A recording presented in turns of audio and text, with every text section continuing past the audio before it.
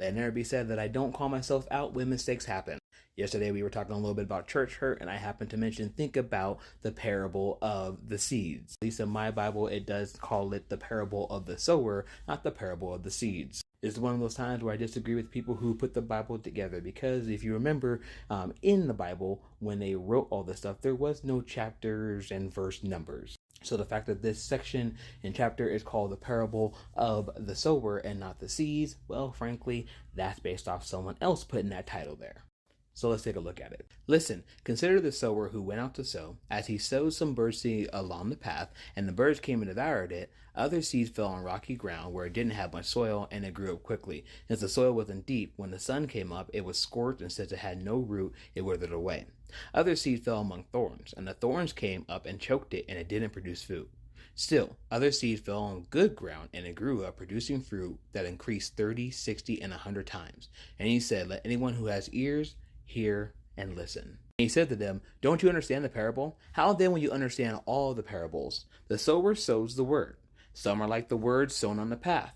When they hear, immediately Satan comes and takes away the word sown in them. And others are like seeds sown on rocky ground. When they hear the word, immediately they receive it with joy, but they have no root. They are short-lived. When distress or persecution comes because of the word, they immediately fall away. Others are like seeds sown among thorns. These are the ones who hear the word, but the worries of this age, the deceitfulness of wealth, and desires for other things enter in and choke the word, and it becomes unfruitful. And those, like seeds sown on good ground, hear the word, welcome it, and produce fruit 30, 60, and 100 times what was sown. And what I was trying to say with this passage is anyone who claims to know the word of God, but then goes out and does horrible things to people, they are bad seed thrown on bad soil. They have let the troubles of this world, the cares of this world, the love and greed of this world cause them to stumble and choose to harm the people of God. And so, as I mentioned before, you're not facing that person. You're facing the spiritual forces, the enemy behind them, who is trying to push you away from the Lord. So I get what Lecrae was trying to say, because honestly, comparing a bad experience with food to church hurt, two wildly different things, and I can understand how that can come off as a little insensitive.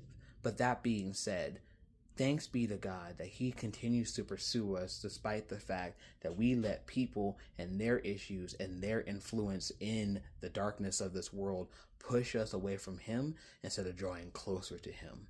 And the fact that he still pursues us and wants us to be close, well, that, my friends, is good news. I love y'all. Shalom.